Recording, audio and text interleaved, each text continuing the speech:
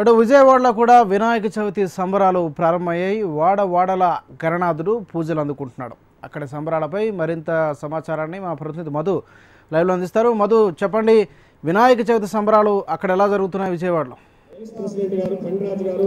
రాజు, ఏపీలో వినాయక చవితి వేడుకలు అత్యంత ఘనంగా ప్రారంభమయ్యాయి. 9 రోజుల పాటు జరిగే మహా ఉత్సవాలకు బెజవాడ సన్నద్ధమైందని చెప్పుకోవచ్చు.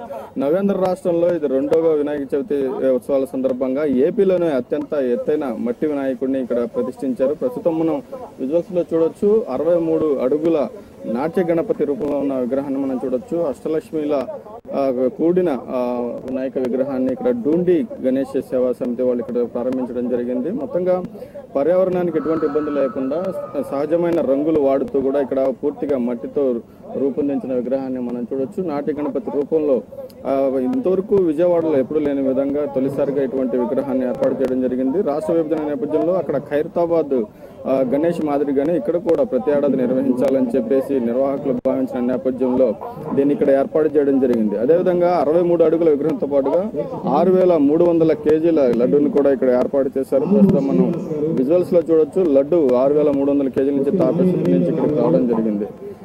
ప్రస్తుతం మనతో ఈ డూండి గణేష్ సేవా సమితి వాళ్ళు ఉన్నారు. ఈ ఏర్పాటుకి వాళ్ళ లక్ష్యం ఏంటి, అదేవిధంగా ఎలా చేయబోతున్నారు అనేది కనుక్కుందాం. చెప్పండి, మొత్తం 63 అడుగుల విగ్రహం ఎన్ని రోజులు పట్టింది, తయారీకి ఎంత ఖర్చు? 63 అడుగుల విగ్రహము 4 నెలలు పట్టింది. ఇంతేకాకుండా ఎన్నడూ లేని విధంగా రాష్ట్రాల్లో కానీ దేశంలో కానీ సహజమైన మట్టితోనే వినాయకుడు తయారు చేయాలని చెప్తూ ఉంటారు, కానీ ఇంతవరకు ఆచరించింది ఎక్కడా కనపడలేదు. మన విజయవాడలో ఆంధ్రప్రదేశ్లో మొట్టమొదటిసారిగా 63 అడుగుల నాట్య మట్టి వినాయకుడు తయారు చేయడం జరిగింది. దానికి విజయవాడ మేము మెంబర్లుగా ఎందులోనూ చాలా హ్యాపీగా ఫీల్ అవుతున్నాము. ఎన్నోసార్లు చెప్తూనే ఉన్నారు కానీ ఎవరు ఆశించింది లేదు. మొట్టమొదటిసారిగా ఏపీలో జరిగిన వాళ్ళకి చాలా హ్యాపీగా ఉంది. ఇది డూండి గణేష్ సేవా సమితి వారు మేము ఒక 4 నుంచి 5 నెలలు పట్టింది మొట్టమొదటిసారి కాబట్టి ఇంకా నెక్స్ట్ ఇంకా చాలా బాగా జరుగుతుంది. దానికి మేము అందరూ చాలా హ్యాపీగా ఫీల్ అవుతున్నాము. మీ HMTV వారికి కూడా స్వాగతం పలుకుతున్నాము. ఎక్కడి నుంచి వీళ్ళని రప్పించారు, విగ్రహ తయారీకి ఎక్కడి నుంచి వీళ్ళు వచ్చి చేశారు? అదే విధంగా ఇప్పుడు 6300 కేజీల లడ్డు కూడా తీసుకొచ్చారు. ప్రతి ఏడాది ఇలాంటి ఘనంగా చేయాలన్నా లేదంటే ఈ సంవత్సరం వరకే మీరు ఆలోచిస్తారు? ప్రతి ఏడాది కూడా మన కోవన్ సత్యగారి ఆధ్వర్యంలో ప్రతి ఏడాది కూడా చేద్దామని అందరూ నిర్ణయించుతుంది.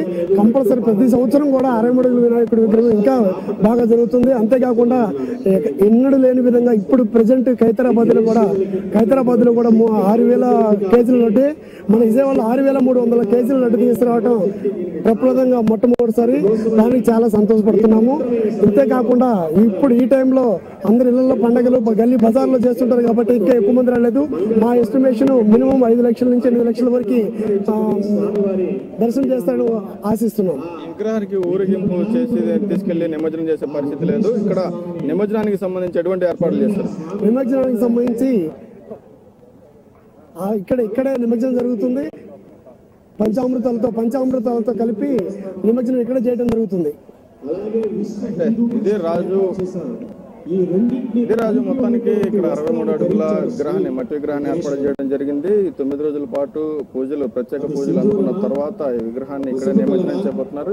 ఈ మట్టి విగ్రహాన్ని తీసుకెళ్లి ఊరేగింపు తీసుకెళ్లి నిమజ్జనం చేసే పరిస్థితి లేని నేపథ్యంలో తీసుకెళ్తే మట్టి విగ్రహం కాబట్టి కొంచెం క్రాక్స్ అనేది రావచ్చు. కాబట్టి ఇక్కడే నిమజ్జనానికి సంబంధించి కూడా ఏర్పాటు చేస్తారు. మొత్తంగా బెజవాడ వాసులు గతంలో చూడని విధంగా ఒక 63 అడుగుల భారీ విగ్రహాన్ని ఇక్కడ తమ చెంతకు రావడంతో విజయవాడ వాసులంతా కూడా చాలా ఆనందోత్సాహంలో ఈ పండుగ సెలబ్రేట్ చేసుకుంటూ ఉన్న పరిస్థితి కనిపిస్తుంది. ఇది ఇక్కడ పరిస్థితి. Vote studio.